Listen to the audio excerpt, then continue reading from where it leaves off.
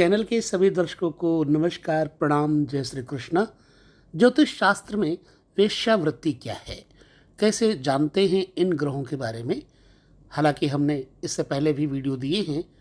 मेरा उद्देश्य ये है कि यदि जन्म कुंडली में ऐसे ग्रह हों जिसमें संभावनाएं बन जाती हों, तो हम अपनी बहन बेटियों को सावधान कर दें। उपाय के द्वारा कोई ना कोई उससे पहले ही सावधानी बरतने के लिए ये वीडियो है। और इन वीडियो को देने का कोई मेरा अन्य तात्पर्य नहीं है। ज़्यादा ना कहते हुए सिर्फ इतना ही कहूँगा कि सावधान, सचेत, सतर्क रहें, अपने बच्चों को संस्कारी बनाएं और गलत वीडियोज़ वगैरह देखने के लिए मना करें। आजकल मोबाइल, टीवी और जो हमारा ये मोबाइल मल्टीमीडिया चल पड़ा है, इसमें सोशल मीडिया में बहुत ज़्यादा गंदगी फैली है। इस तरह की अवस्थाओं से अपने बच्चों का संरक्षण करें और जितना आप सावधान रहेंगे उतना ही आप भगवान से प्रार्थना भी करें, ताकि आपके बच्चे आपके परिवार से किसी तरह अलग ना होने पाएँ, टूटने ना पाएँ, ना विचार भिन्न हो पाए। तो मेरा भाव यही कहने का है कि कौन से ऐसे ग्रह हैं, आइए जानते हैं जन्म कुंडली में। चूँकि वेश्यावृत्ति का जो इतिहास है बहुत ज़्यादा पुराना रहा है, अतः ज्योतिष शास्त्र में भी इसका उल्लेख मिल जाता है। इसके मुताबिक कुंडली के ग्रहों का खास योग किसी महिला को वेश्यावृत्ति की ओर धकेल सकता है। यही नहीं, ऐसे ज़्यादातर मामलों में किसी भी महिला को उसके प्रेमी द्वारा बहला फुसला कर देह व्यापार के गंदे धंधे में धक्का दे दिया जाता है। अतः जिस जातक की जातिका के कुंडली में ऐसा योग हो, उसे प्रेम प्रसंग और धोखेबाज प्रेमी से बचना चाहिए। महिलाओं के व्यापार में फंसने का ज्योतिषीय कारण होता है। ग्रहों की कुछ विशेष स्थिति में महिलाएं देह व्यापार करने पर मजबूर हो जाती हैं। जन्म कुंडली का जो चौथा घर है, चतुर्थ भाव है, ये जातक के आचरण को बताता है। और जब सुखों में भारी विघ्न पड़ जाए तो ऐसी अवस्था में मुख्यतः मुख्य स्थान चतुर्थ भाव का होता है। चतुर्थ में पाप ग्रह होना, अन्य जगह संबंध होना कारण दर्शाता है। जातक जातिका की कुंडली में बृहस्पति और शुक्र समसप्तक में हो तो भी वे अत्यंत कामुक योग बना देते हैं। और ये योग वैवाहिक जीवन, मैरिड लाइफ के लिए निजी सुखों में वृद्धि करता है। जातक के मामले में यदि मंगल और शुक्र समसप्तक हों तो ये योग की सार्थकता सिद्ध होती है। धनु, मीन लग्न वाले स्त्री पुरुषों को सैया का सुख अन्यत्र अलग खोजने की आवश्यकता पड़ जाती है। फिर से कह देता हूँ, धनु मीन लग्न वाले स्त्री पुरुषों को शैया सुख अलग खोजने की जरूरत पड़ती है। किसी भी जातक की जन्म कुंडली में मंगल और शुक्र की युति काम वासना को उग्र करके बताती है।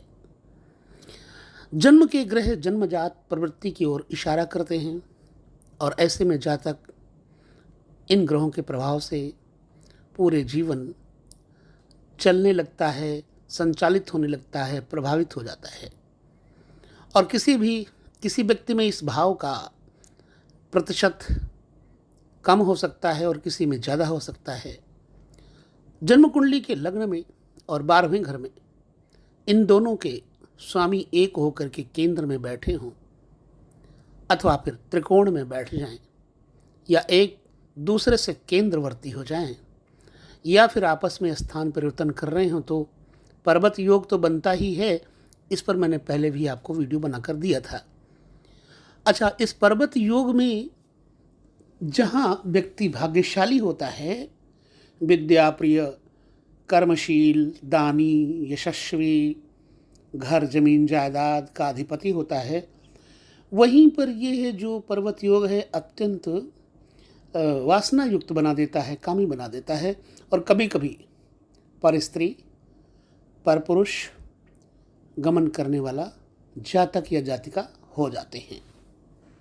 यदि लग्न का स्वामी द्वादश भाव में बैठा हो और 12वें भाव का स्वामी लग्न में हो तो भी ऐसे कुंडली वाले जातक, युवक हो या युवती हो, बहुत ज़्यादा सेक्सी प्रवृत्ति के हो जाते हैं, क्योंकि 12वां घर दूसरी स्त्री के सेक्स सुख का भी स्थान कहलाता है।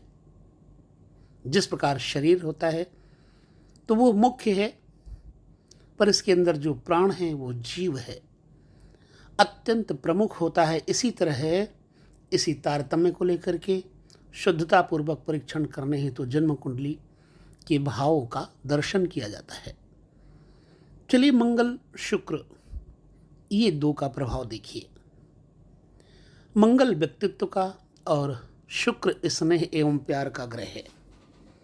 जब दोनों ग्रहों की युति हो जाती है तो रिलेशनशिप में समस्याओं की संभावनाएं बढ़ जाती हैं। मंगल अग्नि तत्व है और शुक्र जल कारक है, अतः सौम्यता में अग्नि के मिलन से शुक्र के कारक तत्व में उछाल पैदा हो जाता है। मंगल विल पावर है और हमारे अंदर निर्णय लेने की शक्ति प्रदान करता है।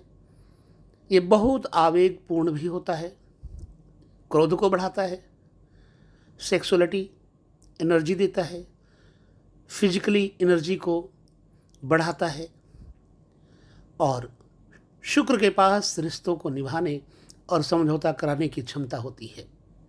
शुक्र भावुक होता है, इमोशनल होता है, अतः शुक्र पेशेंस और हैप्पीनेस को प्रेजेंट करता है। शुक्र ग्रह भोग है, गृहस्थी है, सुंदरता है, सौम्यता का कारक है, अतः इन दोनों ग्रहों की युति में जातक के अंदर अपोजिट सेक्स के प्रति आकर्षण बना ही रहता है। विपरीत और रिलेशनशिप में स्ट्रॉन्ग सेक्सुअल संबंध चाहता है। ऐसे जातक दूसरों की तरफ बहुत जल्दी आकर्षित हो जाते हैं और धूर्त चालाक भी हो सकते हैं। ऐसे लोग किस स्थिति में स्त्री को वेश्या बनाते हैं, ये ग्रह थोड़ा यहाँ ये भी हम जान लेते हैं। यदि किसी महिला की कुंडली में 7वें, 8वें और 10वें घर में बुध और शुक्र ग्रह बैठे हों तो इस परिस्थिति में उस स्त्री के वेश्यावृत्ति के व्यापार में आने के योग बन जाते हैं। अगर इन पर कोई शुभ ग्रह की दृष्टि न पड़ी तो निश्चित ही ये योग बन जाते हैं। वेश्यावृत्ति के लिए शुक्र और मंगल बहुत ज़्यादा प्रभावकारी और महत्वपूर्ण भी होते हैं। शुक्र और मंगल के 10वें और 7वें भाव में होने पर ऐसा होना संभव है। जिस व्यक्ति की कुंडली में चाहे वो जातक हो या जातिका हो, अर्थात स्त्री हो या पुरुष हो, 7वें भाव में और 8वें भाव में मंगल शुक्र से संबंधित हो या मंगल लगन में बैठा हो, चंद्रमा 7वें घर में बैठा हो, वह इंसान बहुत ज़्यादा कामुक होता है। इसके साथ राहु हो जाए तो मतलब दृष्टि या युति, चाहे भाव में बैठ जाए और चाहे दृष्टि हो जाए, तो ये बहुत ज़्यादा इस संबंध में महिला की कुंडली के 7वें, 8वें और 10वें भाव का अध्ययन जरूर करना चाहिए, क्योंकि ज्योतिष की मान्यता है कि अगर इन भावों में बुध एवं शुक्र या फिर बुध या फिर शुक्र विराजमान हो जाएं तो इस बात की बहुत ज़्यादा संभावनाएं बन जाती हैं कि वो महिला वेश्यावृत्ति में चली जाए। विशेष तौर पर अगर शुक्र और मंगल कुंडली के 7वें अथवा 10वें भाव में विराजमान होंगे तो यह योग अगर अन्य क्रूर ग्रहों की युति एवं दृष्टि से बन जाए तो महिला का जीवन तबाह कर देता है। उसे अपने जीवन का काफ़ी समय इस वृत्ति में गंवाना पड़ जाता है, बिताना पड़ता है। उच्च का चंद्रमा प्रेम प्रसंग में सफलता प्रदान करता है, लेकिन यही जब नीच राशि में स्थित हो जाए तो जीवन में कष्ट लेकर आता है। अगर महिला की कुंडली में नीच का चंद्रमा हो और दूसरे ग्रह शुभ ना हो तो भविष्य में देह व्यापार का मार्ग चुन लेती है। इस तरह शुक्र, मंगल और चंद्रमा का दोषपूर्ण संबंध महिला के जीवन की राह निर्धारित कर देता है। तुला राशि में चंद्रमा और शुक्र की युति जातक की काम वासना को कई गुना बढ़ा देती है।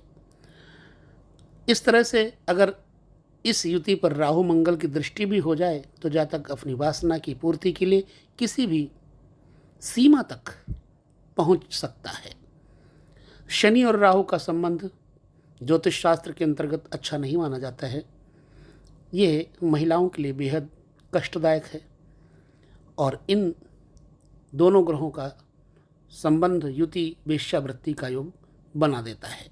तो वीडियो बहुत लंबा ना हो जाए, अगले विभाग में फिर चर्चा करेंगे। लेते हैं विदा आप सभी से। नमस्कार।